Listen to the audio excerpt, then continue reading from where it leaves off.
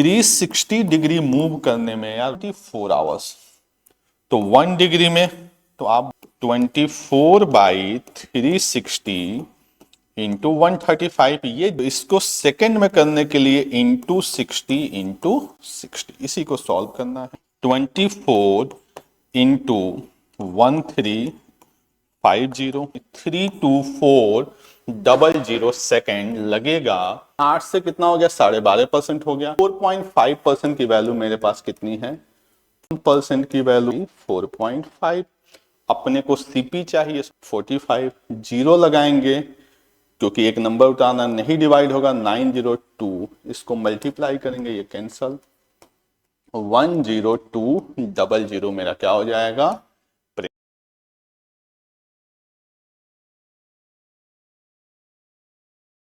Hello guys, good evening to all of you. आज हम लोग करेंगे simple paper 6 Punjab senior assistant और लैब इंस्पेक्टर, जिन बच्चों का पेपर है उनके लिए। अभी हम लोगों ने इसके पहले 5 सीरीज ऑलरेडी की हुई है। आज उसी की छठी क्लास है जिसमें हम लोग 10 क्वेश्चंस अर्थमेटिक के करेंगे और आपके 5 क्वेश्चन डीआई के करेंगे। तो बिना समय गंवाए हुए आज की क्लास को हम लोग स्टार्ट करते हैं। पहला क्वेश्चन जो आपके स्क्रीन पे है, देखिए, करा A can do 4/5 of a work in 20 days. यानी कोई बंदा ए है, वो आपका 4/5 काम 20 दिन में करता है। कोई भी वर्क होगा उसका 4/5 वर्क कितने दिन में करता है, 20 days. B can do 3/4 of the same work in 15 days. B जो है वो 3/4 वर्क कितने डेज में करता है, 15 डेज में। करा they work together for 10 days, यानी दोनों ने मिलकर 10 दिन काम किया। करा C complete the remaining work in 1 day. बचा हुआ काम सी ने कितने दिन में किया, 1 डे में। करा B and C together complete 3/4 of the same work, यानी बी और सी जो भी टोटल वर्क है उसका 3/4 कितने दिन में करेंगे। तो इसके लिए हमें 2 इंफॉर्मेशन चाहिए। The first one is total work and the second one is B and C की एफिशिएंसी। तो करते हैं क्वेश्चन को। ए अगर 4/5 वर्क करने में 20 डेज लगा रहा, तो आप सबको पता होगा कि पूरा वर्क करने में 4 से 20 को कट करेंगे 5 और 5 से 5 को मल्टीप्लाई करेंगे, यानी 25 डेज। यानी एक कंप्लीट वर्क करेगा 25 डेज में। सिमिलरली बी 3/4 वर्क 15 डेज में, तो 3 से 15 कट हुआ 5 और 5 से 4 को मल्टीप्लाई किया, यानी बी जो है वो कंप्लीट वर्क करेगा 20 डेज में। फिलहाल हमारे पास इतनी इंफॉर्मेशन है क्योंकि सी बचा हुआ काम कर रहा है, तो जब तक हम इन दोनों का वर्क नहीं पता करेंगे तब तक बात नहीं बनेगी। एलसीएम ले लेते हैं, कितना हो गया, 100, 4 एंड 5, दोनों मिलके 9 वर्क। करा they work together for 10 days, right. तो आप बताइए कि एक दिन में ये कितना काम कर रहे हैं, 9 वर्क, तो 10 डेज में कितना कर लेंगे, 90 वर्क, राइट। तो 90 वर्क तो ए और बी ने कर लिया, तो वर्क बचा कितना, 10 वर्क। इस 10 वर्क को सी एक दिन में कर ले रहा है। दैट्स मीन कि जो सी की एफिशिएंसी होगी वो होगी 10 वर्क पर डे। ए की efficiency 4 work per day, B की efficiency 5 work per day. Clear. आपसे क्या पूछा जा रहा है, बी एंड सी टुगेदर, तो बी की एफिशिएंसी कितनी है भाई, 5, सी की एफिशिएंसी 10, यानी दोनों की मिलके एफिशिएंसी कितनी हो गई, 15।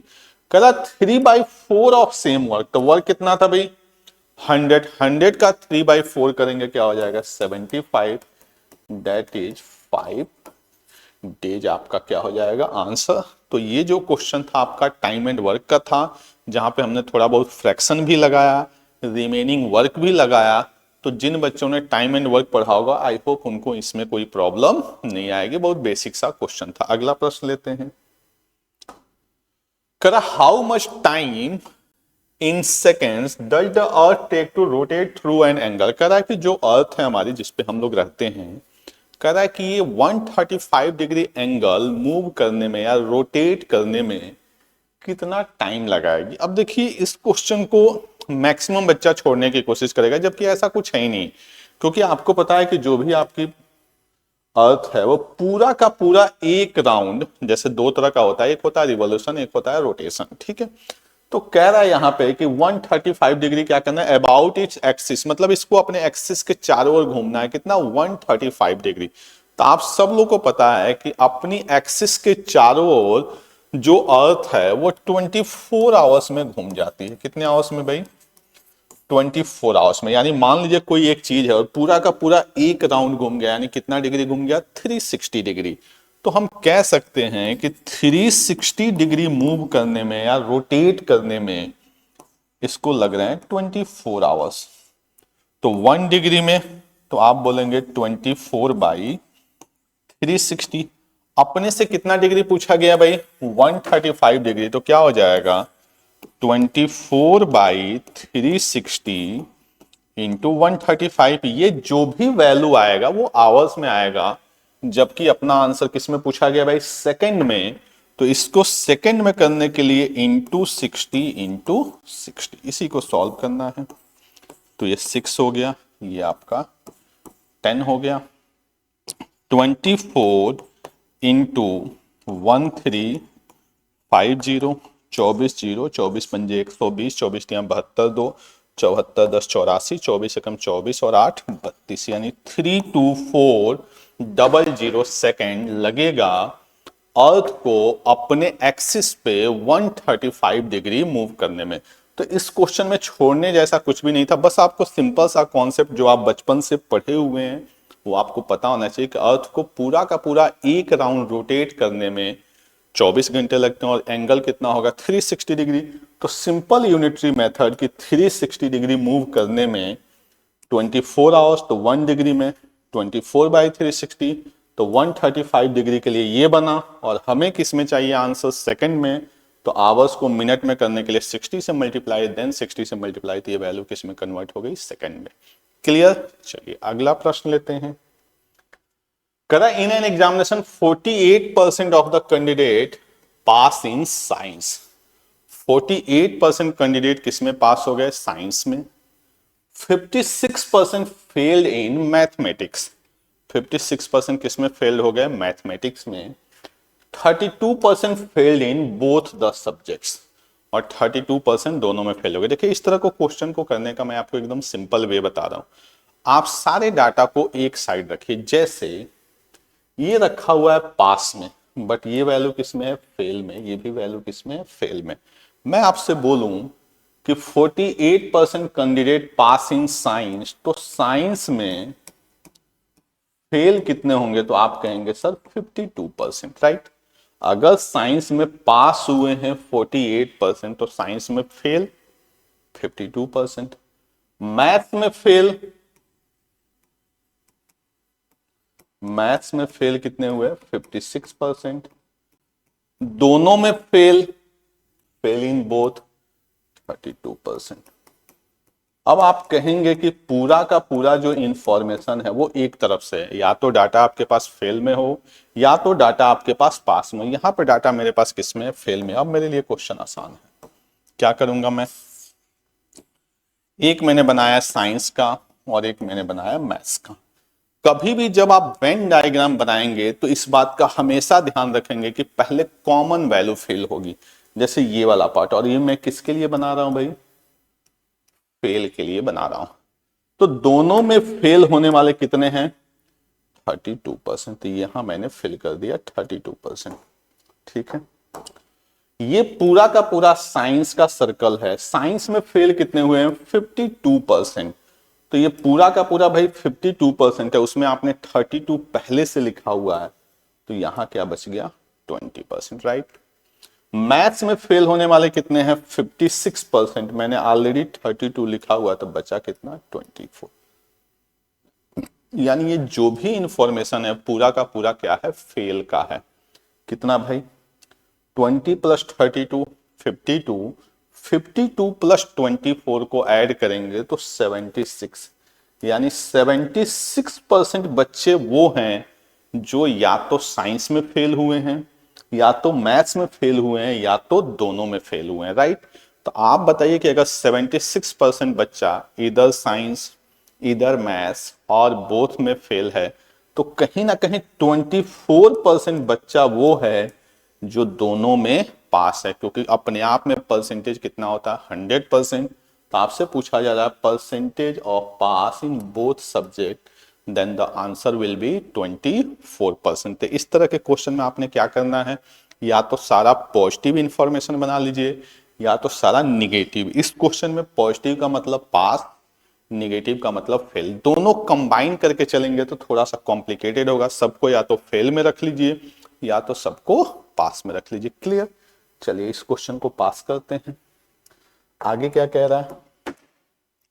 कह रहा शॉपकीपर अर्न 70% प्रॉफिट। शॉपकीपर को जो प्रॉफिट हो रहा है वो कितना हो रहा है? 17% का प्रॉफिट हो रहा है। ठीक है, 10% डिस्काउंट देने के बाद। डिस्काउंट किस पे दिया जाता है भाई? एमआरपी पे। और प्रॉफिट या लॉस किस पे होता है? सीपी पे। कह रहा है कि अगर उसका कॉस्ट प्राइस 480 है तो मार्क प्राइस क्या होगा? इसके लिए मैंने आपको बताया था, आप लोगों ने पहले क्लास लगाई होंगी, वेल एंड गुड। नहीं लगाई होगी भाई तो सिंपल सा समझो कि CP by MRP equal to होता है 100 माइनस, ये सीपी और एमआरपी में रिलेशन निकालने का सबसे आसान फॉर्मूला है, ओवर 100 प्लस प्रॉफिट परसेंटेज। इससे एक लाइन में आप इस तरह के क्वेश्चन को सॉल्व कर लेंगे। अपने पास क्या गिवन है? सीपी, यानी यहां पे मैं पुट करता हूं 480।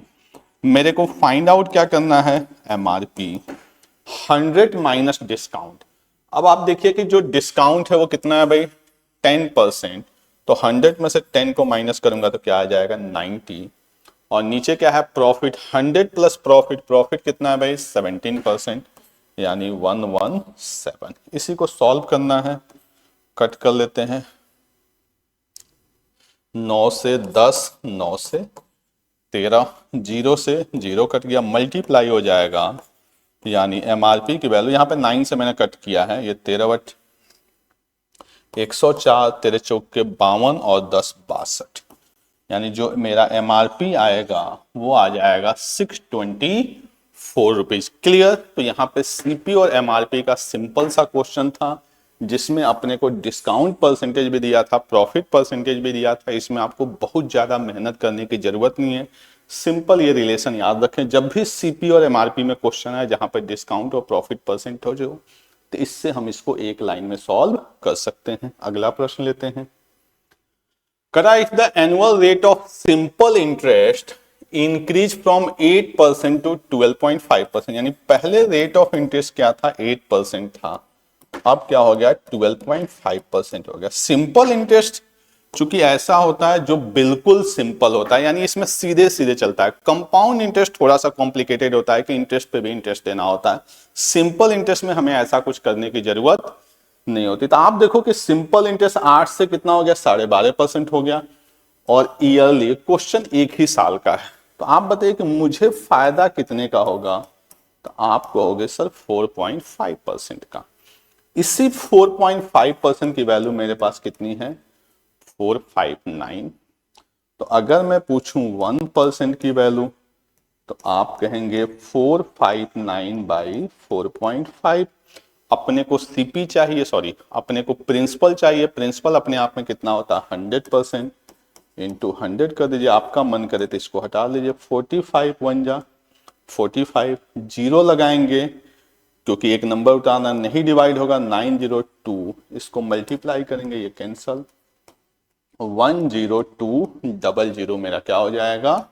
प्रिंसिपल। तो एकदम सिंपल क्वेश्चन था जहां पे अब आपको प्रिंसिपल वगैरह कुछ भी लेट करने की जरूरत नहीं है। 8% से मेरा कितना हो गया? 12.5%। तो रेट में चेंजेस कितने का आया? 4.5 का। वैल्यू में चेंजेस 459 का। तो जो भी ये वैल्यू होगी वो प्रिंसिपल की होगी, तो प्रिंसिपल के 4.5 की वैल्यू 459, तो प्रिंसिपल की वैल्यू क्या हो जाएगी? 10200। क्लियर? चलिए अगला प्रश्न लेते हैं। करा the average of 3 number is 30। The average of 3 number मतलब कोई 3 नंबर हमने ले लिया ए बी सी, कह रहा है इनका एवरेज 30 है, यानी सम कितना हो जाएगा? 90। अगर मैं इनके सम की बात करूं तो क्या हो जाएगा? 90, क्योंकि a plus B plus C by 3 equal to 30, तो इनका सम क्या हो जाएगा? 90। आगे क्या कह रहा है?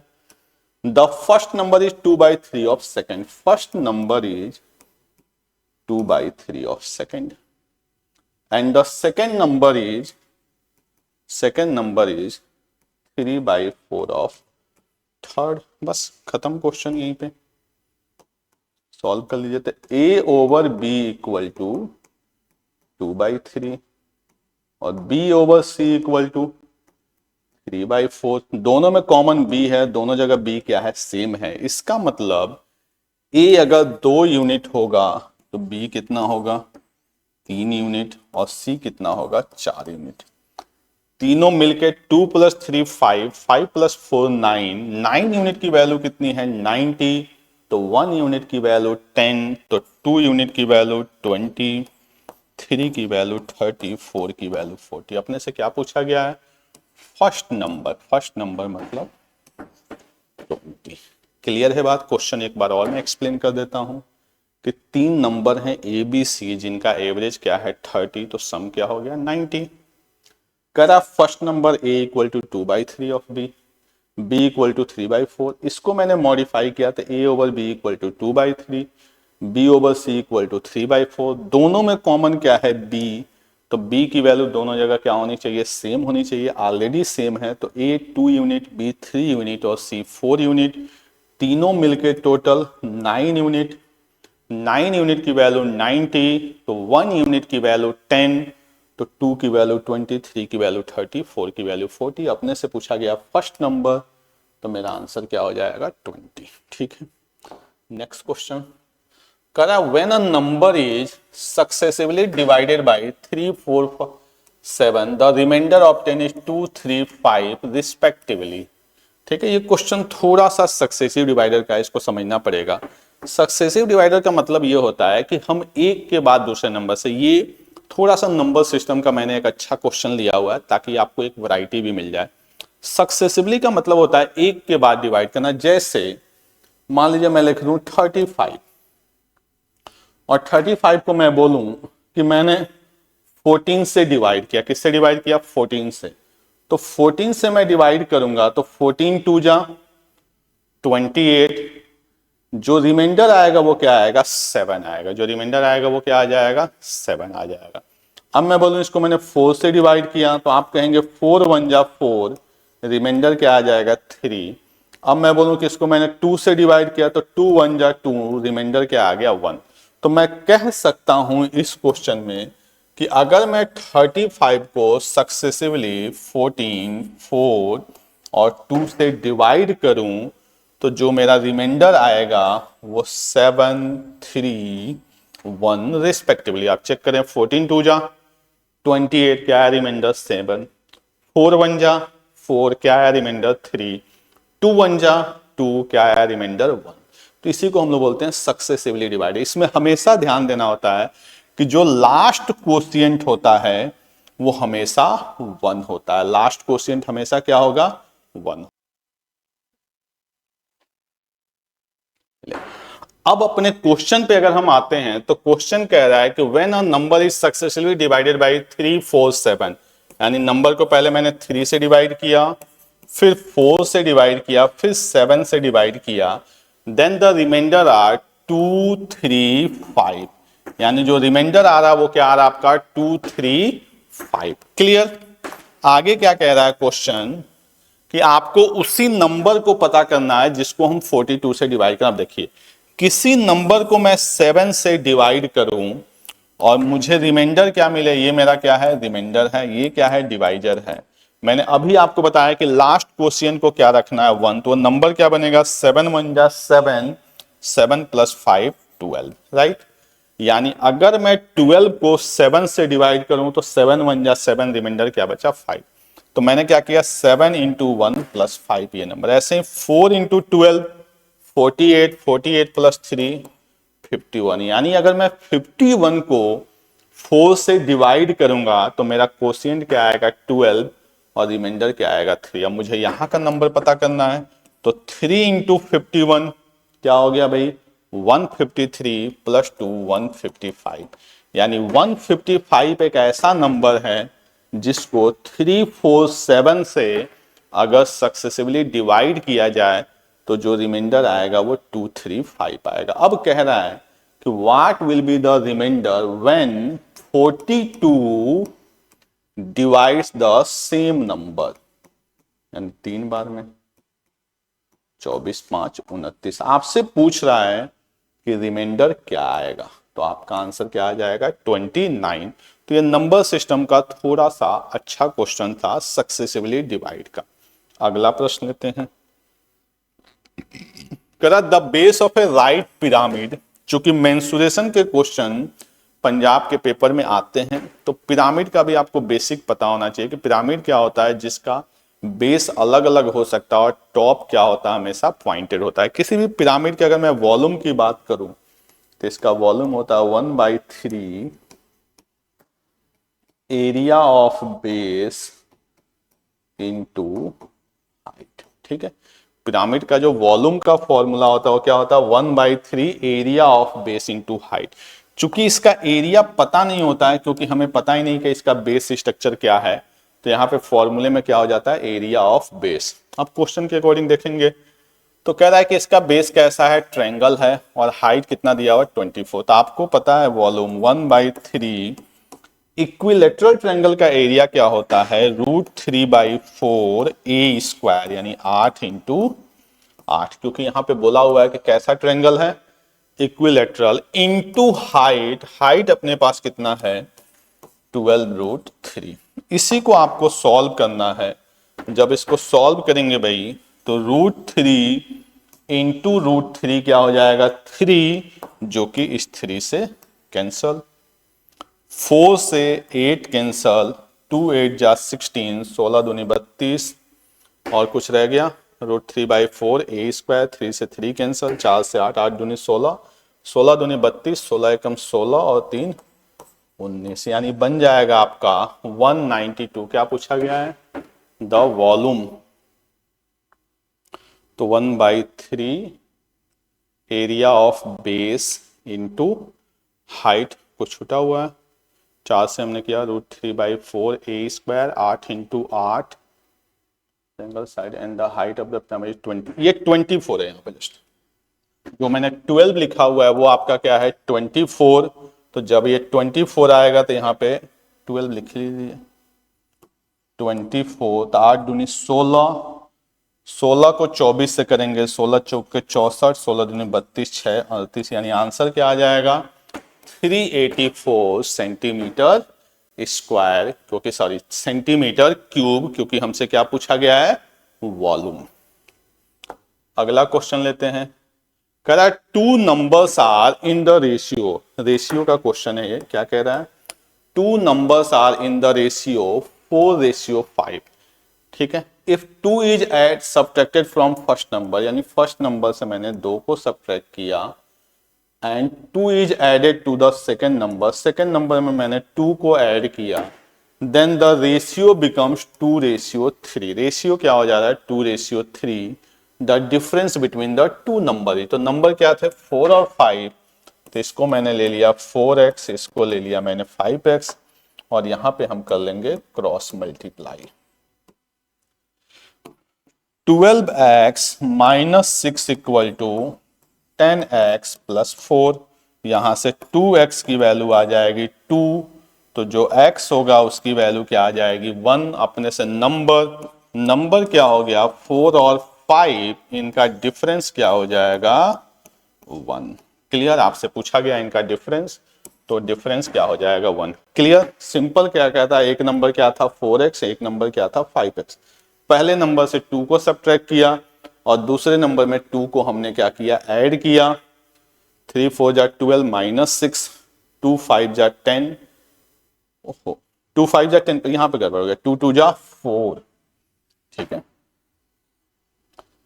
2x equal to 10, then x equal to क्या आ जाएगा 5। दोनों नंबर, ये नंबर हो गया 16 और ये नंबर हो गया 20।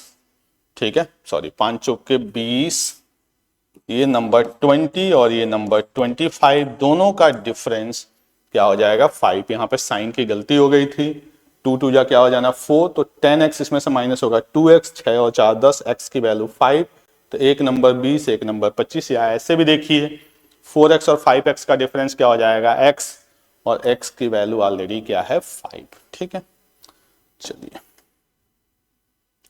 कहता है Richa travels from A to B। Richa जो है वो A से B जाती है, किस स्पीड से 15 किलोमीटर पर आवर। अच्छा, इस क्वेश्चन में देखिए कुछ मिसप्रिंट हो गया, आगे लिखा ही नहीं गया। जैसे क्वेश्चन ये है, हम बस समझ लेते हैं कि ए बी बी सी, मतलब रीचा जो है वो ए से बी गई, बी से सी गई और सी से डी गई। ये बेसिकली क्वेश्चन होना चाहिए। कह रहा है ए बी यानी ये पार्ट और ये पार्ट आपस में क्या है, इक्वल है। थोड़ा सा अच्छा बना देते हैं समझने लायक। ये ए से बी, बी से सी और सी से डी। कह रहा है ये सारे पार्ट आपस में क्या है, इक्वल है। यहाँ की जो स्पीड दी गई है वो 15 किलोमीटर पर आवर, इसकी भी कुछ ना कुछ स्पीड होगी और इसकी भी कुछ ना कुछ स्पीड होगी। मैं ऐसे समझाने के लिए आपको ले लेता हूं कि कभी भी जब डिस्टेंस इक्वल पार्ट में डिवाइड हो तो एवरेज स्पीड कैसे निकलते हैं। अगर ये 2 होता तब तो आप सीधे सीधे लगा लेते 2s1s2 by s1 plus s2। जब भी जर्नी 2 इक्वल पार्ट में हो तो एवरेज स्पीड ये हो जाता। 3 पार्ट के लिए फॉर्मूला नहीं लगाना होता। जैसे एक पार्ट मान लीजिए 15 किलोमीटर पर आवर है, दूसरे पार्ट को फॉर एग्जांपल मैं ले लूं 20 किलोमीटर पर आवर, तीसरे पार्ट को मैं ले लूं 30 किलोमीटर पर आवर। मैं आपको जस्ट तरीका बता रहा हूं क्योंकि ये क्वेश्चन मिसप्रिंट है। मैं बोलूं कि मुझे कहीं जाना है और उस जर्नी को मैंने 3 इक्वल पार्ट में डिवाइड कर लिया। First part 15 kilometre per hour, second part 20 kilometre per hour, third part 30 kilometre per hour. आपको कुछ नहीं करना होता, इनका एलसीएम ले लेना होता है। तो 15, 20, 30 का एलसीएम क्या हो जाएगा, 60 किलोमीटर टाइम एंड वर्क के अंदाज में। यहाँ पे 4 आवर्स, यहाँ पे 3 आवर्स और यहाँ पे 2 आवर्स, राइट। अब एवरेज स्पीड टोटल डिस्टेंस तो 60, इसके लिए भी डिस्टेंस लिया आपने, इसके लिए भी लिया, इसके लिए भी लिया, तो टोटल डिस्टेंस हो जाएगा 3 × 60 ओवर टोटल टाइम कितना हो गया भाई 9। क्लियर। 4 + 3 + 2। ऐसे देखिए कि ये भी जर्नी 60 था तो कितना टाइम 4 आवर्स, ये भी जर्नी 60 तो कितना टाइम्स 3 आवर्स और ये भी जर्नी 60 तो कितना टाइम्स 2 आवर्स। टोटल टाइम 9 3 20, यानी एवरेज स्पीड जो उसकी बनेगी वो बन जाएगी 20 किलोमीटर पर आवर। लेकिन ये कब अप्लीकेबल होगा, जब जर्नी क्या होगी, इक्वल पार्ट में डिवाइड होगी। तो ये कुछ क्वेश्चन थे अर्थमेटिक के, ठीक है। इसके बाद से जैसा कि मैंने आपको बताया था कि हम लोग हर सेट में डीआई के क्वेश्चन करेंगे ताकि डीआई की प्रैक्टिस आपकी अच्छी हो जाए। अगर हम 10 सेट भी करते हैं तो कहीं ना कहीं आप 10 से 11 अलग अलग टाइप के डीआई देखेंगे। इसके अलावा आपके प्रीवियस ईयर जितने भी लास्ट 2 to 3 ईयर्स में प्रीवियस ईयर क्वेश्चन हुए हैं उनका भी मैं चैप्टर वाइज कलेक्शन बना रहा हूं जो आपके लिए कहीं ना कहीं यूजफुल होगा। तो डीआई में देखते हैं क्या है। ये एक डाटा दिया गया है 2010 से 2014 का। 2 तरह के जुम्बा क्लास हैं, ए और बी। ये अलग अलग स्ट्रेंथ दिया हुआ है, बाकी क्वेश्चन के अकॉर्डिंग हम लोग सॉल्व करते हैं। करा in the year 2015 there is 20% increase in total number of members. तो आप देखिए कि 2014 में टोटल मेंबर कितने हैं भाई 220 और इनका 20% का इंक्रीमेंट हो गया। कर दीजिए इंक्रीमेंट। तो 0 0 0 12 दूनी 24 12 दूनी 24 2 26। पूछ क्या रहा है कि कितने मेंबर्स इन्वॉल्व हुए 264। अलग अलग निकालने की जरूरत है क्योंकि दोनों का कंबाइन पूछा है तो हमने दोनों का कंबाइन ले लिया और वहां पे 20% इंक्रीज कर दिया। ठीक है। करा find the ratio between total number of both classes in 2011। 2011 में टोटल कितना हो गया भाई 270 टू 2014 में कितना है 15 7 22। बस इन्हीं का रेशियो पूछा गया। ऐसे ही सिंपल क्वेश्चन आते हैं, परेशान नहीं होना है। 27 रेशियो 22 एकदम बेसिक सा क्वेश्चन था कि 2000 कौन से भाई 11 में, तो 11 में टोटल कितने हो गए 270 और 2014 में कितने हो गए 220। दोनों का रेशियो पूछा गया। सिंपल एक लाइन का क्वेश्चन था। अगला प्रश्न, the numbers of Zumba in A in 2011, Zumba in A 2011 is what percentage of, यानी ये what percentage of Zumba be in 2014। Zumba be in 2014 कितना है भाई 150। यानी 60 is what percent of 150, percentage का एकदम basic question, x is what percent of y into 100। ये वैसे भी दिख रहा है 3/5, 30 दूनी 60, 2/5, 5, 20, 20 दूनी 40%। क्लियर? 40%। अगला प्रश्न करा, the total number of members enrolled in Zumba A from 2011 to 2014। Zumba A की बात कर रहा है 2011 से 2014 में। अच्छा, जुम्बा ए यानी, हाँ ठीक है, इनकी बात कर रहा। टुगेदर इज वाट परसेंट, ये टुगेदर बोल रहा है, तो 17, 6, 23, 4, 27, 10, 37, 7, 34, 20, 54 यानी 540। ये किसके हो गए भाई? ए के टोटल। एक बार फिर से देख लेते हैं। 14, 6, 20, 200, 200, 400, 402, 640, 540 नहीं 640, कहीं मिस्टेक हुआ होगा। ठीक है, टोटल कितना है ये? 640। 17, 6, 23, 4, 27, 10, 37, 20, 57, 7, 64, 640 is what percentage more than total number of enrolled in Zumba be in 2013 से 2014। जुम्बा बी में 13 से 14 में, तो 13 से 14 में 240 प्लस 150 यानी 390। थोड़ा सा मिनिमाइज कर दीजिए। कह रहा 64 39 से कितना परसेंट ज्यादा है, राइट? तो पहले देखते हैं कितना ज्यादा है। तो ये हो गया नीचे 39, आप डायरेक्ट भी कैलकुलेट कर सकते हैं। ऊपर क्या हो गया? 24 इंटू 100। अब देखिए, अगर आप इसको सॉल्व करेंगे तो बहुत ज्यादा टाइम लग जाएगा, लेकिन जो सारे के सारे ऑप्शन हैं वो आपके बड़े क्लोज हैं। जैसे इसको ऐसे देखिए, तो अगर ये 40 होता और ये आपका 24 होता तो ये बन जाता 3 और ये बन जाता 5 और ये 20 यहाँ कितना हो जाता आपका? 60%। क्या पूछा गया? जुम्बा बी इन 2013 से 2014। जुम्बा बी इन 2013 से 2014 390। और ये क्या था? अच्छा, एक गलत हो गया। यहां पे दिया हुआ था 2011 से 2014, हमने इसकी काउंटिंग करते समय कहां से ले लिया है? 2010 से, यानी ये 640 गलत है। ठीक है, एक सेकंड। जो पहला क्लास है वो कहां से कहां है? 2011 से 2014, यानी उसमें ये डाटा नहीं आएगा।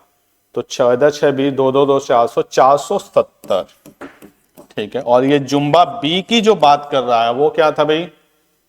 2013 से 14 यानी 390। ठीक है, ये वैल्यू इससे कितनी ज्यादा है? 8/39 इंटू 100। ठीक है, अब इसको रफली देखिए कि अगर ये 40 होता तो इससे 5 बार में कट जाता, और अगर ये इससे 5 बार में कटता तो मेरा आंसर क्या आता? 20%। अब ध्यान से समझिए, 20% सबके सब नंबर 20% से क्या है? ज्यादा है। अब थोड़ा सा रफली गेस करना है, पूरा कैलकुलेट नहीं करना। अगर ये वैल्यू 40 होती तो 5 आता। 39 का मतलब ये वैल्यू 5 से थोड़ी सी लेस होगी। 5 से थोड़ी सी लेस होगी, तो अगर मैं उसको 100 को डिवाइड करूंगा, अगर मैं 100 को 5 से डिवाइड करता हूं तो 20, तो 5 से थोड़ा सा कम से डिवाइड करूंगा तो 20 से थोड़ा सा ज्यादा आंसर, यानी मेरा आंसर क्या आ जाएगा? 20.5 पॉइंट। आप कैलकुलेटर से भी करेंगे तो यही वैल्यू आएगी। तो यहां पे आपको रफली थोड़ा सा गेस करना था कि 8 पंजे 40, 5 20, यानी जो आंसर आएगा वो 20% से थोड़ा सा ज्यादा। सारे ऑप्शन में 20% से थोड़ा सा ज्यादा क्या है? 20.51। यही मेरा क्या हो जाएगा? आंसर। और लास्ट क्वेश्चन आज की क्लास का क्या है? करा the number of members enrol in 2015 is 10% more than 2015 more than the members enrolled in 2014 in both class। ठीक है, तो बोथ क्लास में कितने हैं भाई? 220। इससे 10% ज्यादा यानी 242। ठीक है, if 40 members from Zumba A and 30 members from Zumba B cancel their enrollment in 2015। ठीक है, correct, 30 members from Zumba A और 40 members from Zumba A and 30 members from Zumba B cancel their enrollment in 15, यानी 2015 में ये total थे। इसमें से ए से जो कैंसिल कराए हैं, ए में वो कितने 40 और बी में जो कैंसिल कराए हैं वो कितने हैं 30। Then find the total number of members enrolled 2015 in both the classes together. तो कुछ नहीं करना है, तो बिना मतलब की बात कहा हुआ भाई। 40 और 30 70 बच्चों ने कैंसिल करा दिया, टोटल थे कितने 242। इसमें से 70 ने क्या किया, अपना एडमिशन कैंसिल करा दिया, बिना मतलब का डरा रहा है इतना बड़ा स्टेटमेंट लेके। तो कितने बच्चे हो गए भाई 172। यही आपका क्या था क्वेश्चन था। तो ये कहीं ना कहीं आपका डाटा इंटरप्रिटेशन का हमने 5 क्वेश्चन किया। मुझे पूरी उम्मीद है कि आज का सेशन आपको पसंद आया होगा। अगर वीडियो पसंद आया हो तो लाइक और अपने दोस्तों को शेयर जरूर करें। चैनल पर नए हों तो चैनल को सब्सक्राइब करें, ताकि आपके लिए मैं और भी नए वीडियोज लेके आ सकूं। अपना ख्याल रखें। Thank you for watching. Good night.